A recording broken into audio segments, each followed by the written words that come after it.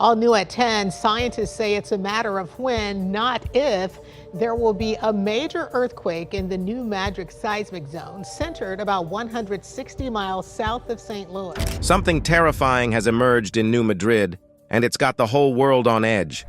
That's right. Something major just went down in New Madrid, and nobody knows exactly what it is. There are reports of terrifying sounds, the ground itself shifting, and, well, let's just say it's not your typical tourist destination anymore. We're going to break down everything we know so far about this New Madrid phenomenon. Is it a natural disaster of epic proportions? Or something more? Stay tuned to find out. In the heart of America, about 160 miles south of St. Louis, lies a hidden danger, the New Madrid seismic zone. Scientists warn that a major earthquake is not a matter of if, but when it will strike. This area holds a history of destructive earthquakes, with hints of more to come. Let's journey back to 1811, a time when a strange event shook the United States. On December 16th, the ground started shaking hard. People in places like Asheville, North Carolina, felt the tremors, though there wasn't much damage. What was unusual was how widespread the shaking was. Similar stories popped up in newspapers from the south to the north, covering vast distances. The whole country seemed to feel it. But the most terrifying reports came from the Mississippi Valley in the new Louisiana Territory. For nearly 2 months, strong earthquakes rocked the region, with over 2,000 recorded. Some of these quakes were among the strongest ever felt in the United States.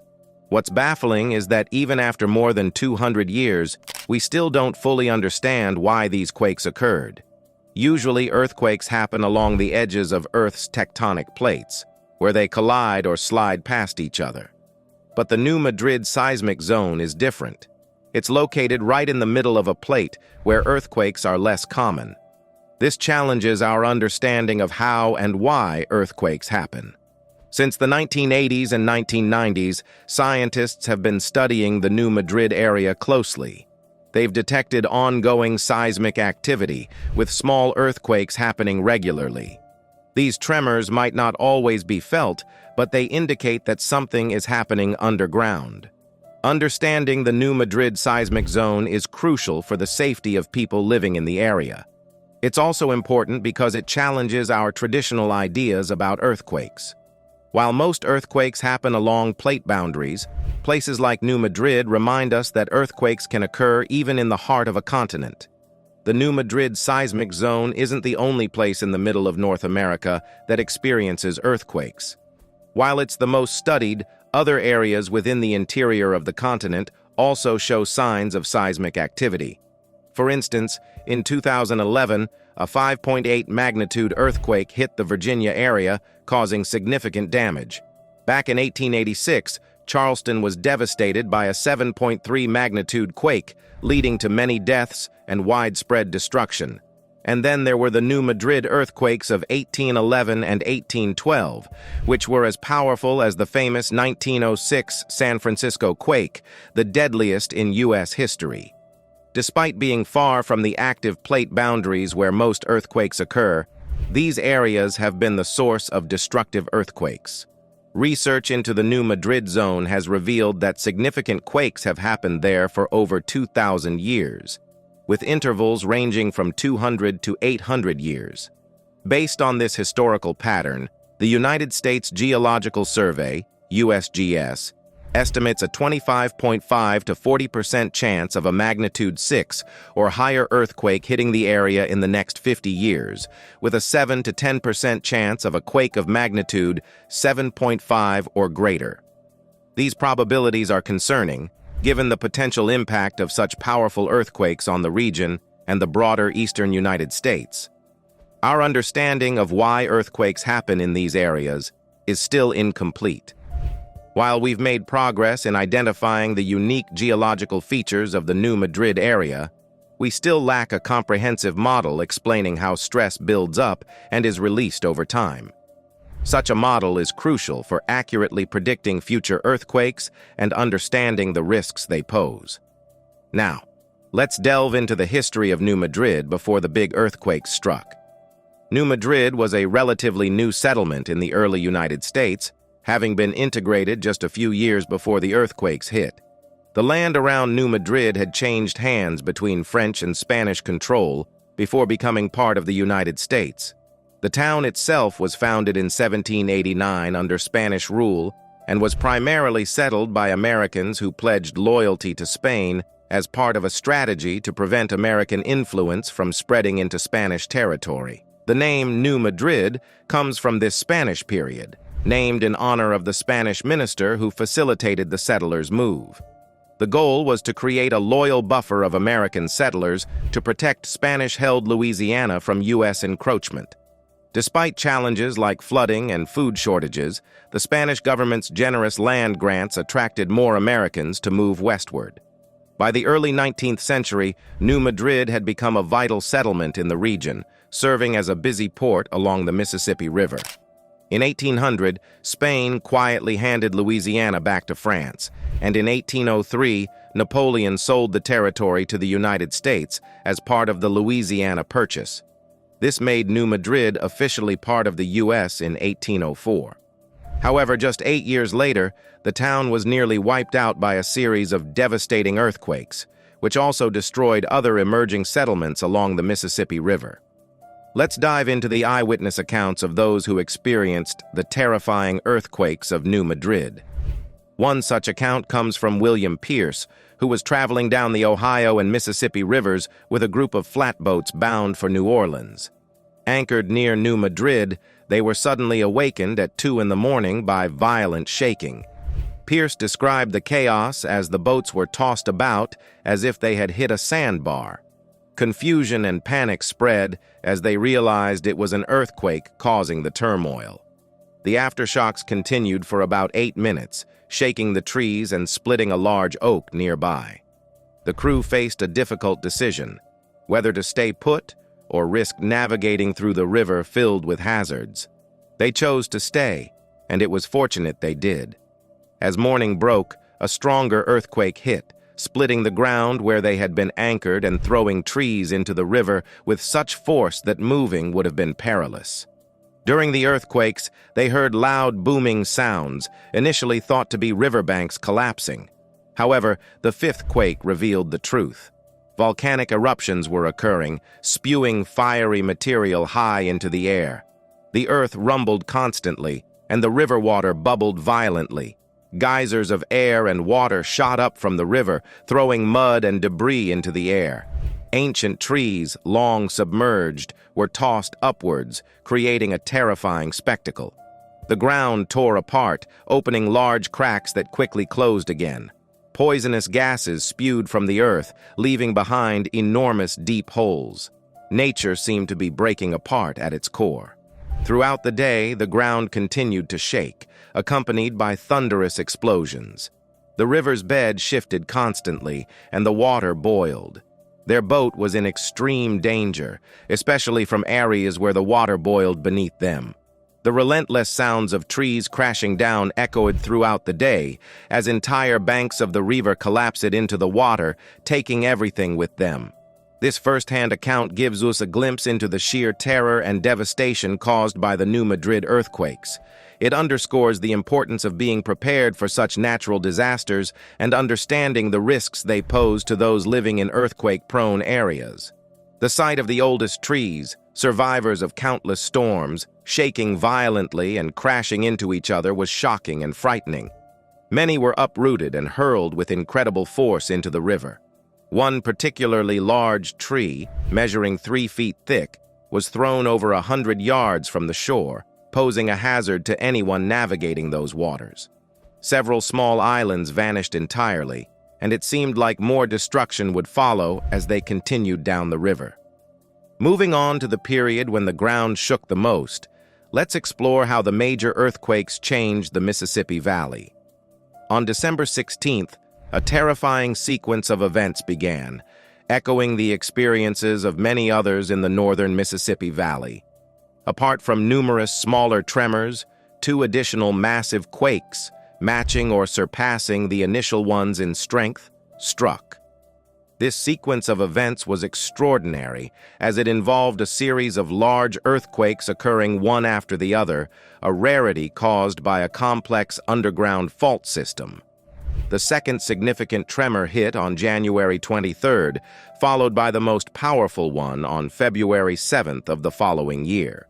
This ultimate quake, reaching an estimated strength of 7.5 to 7.8, struck at the heart of the New Madrid seismic zone, activated by the interaction between two major faults.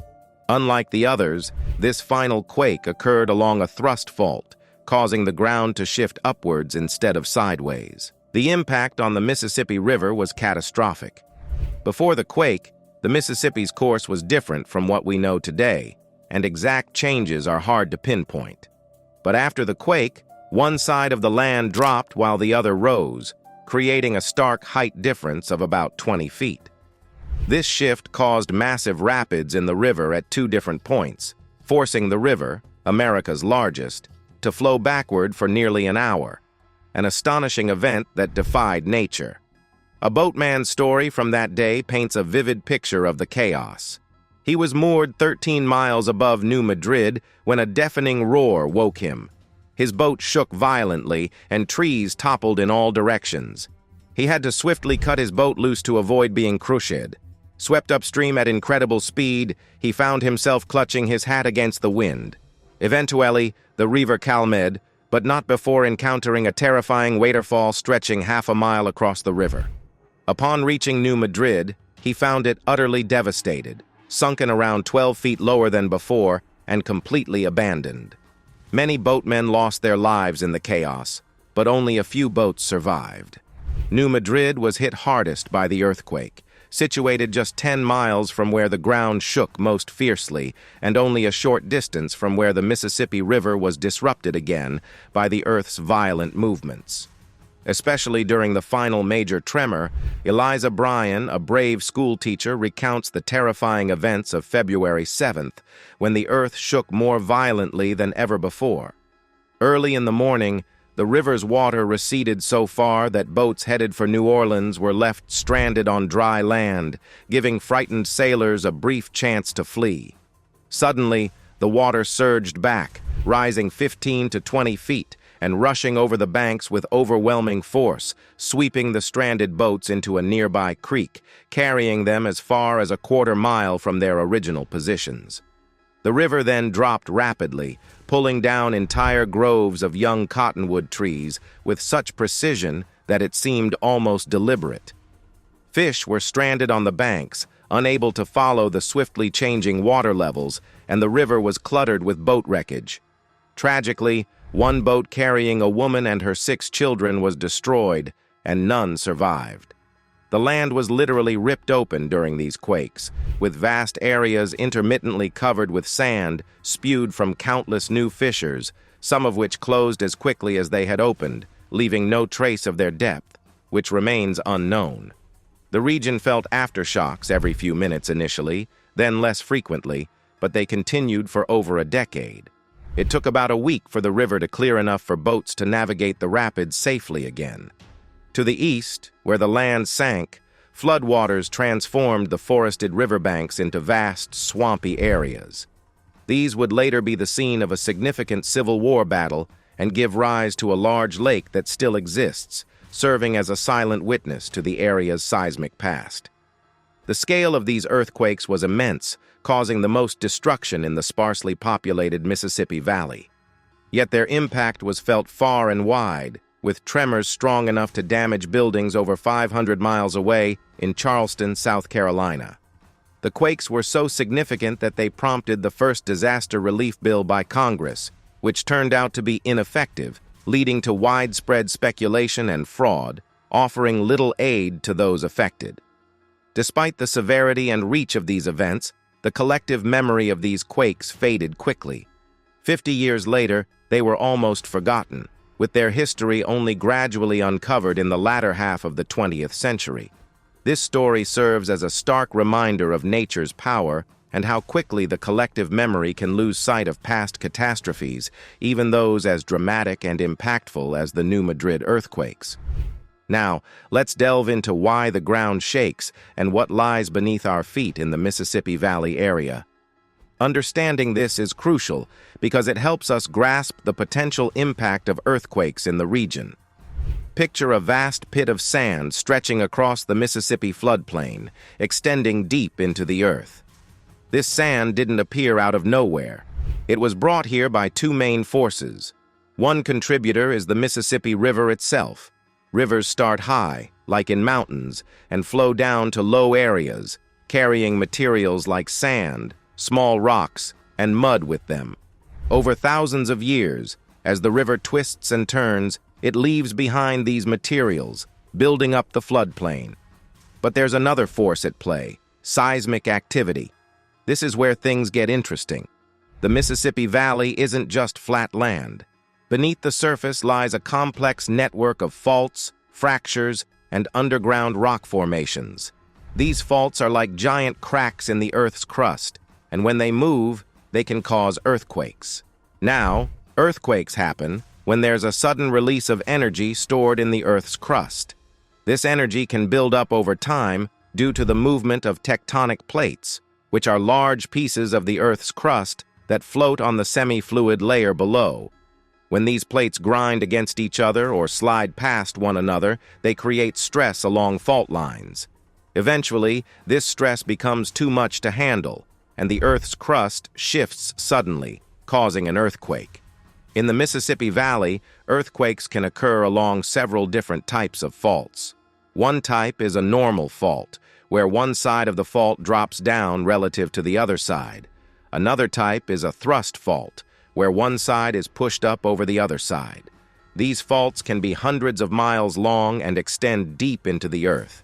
When an earthquake occurs, it sends shock waves, or seismic waves, through the ground. These waves can travel for long distances, causing the ground to shake violently.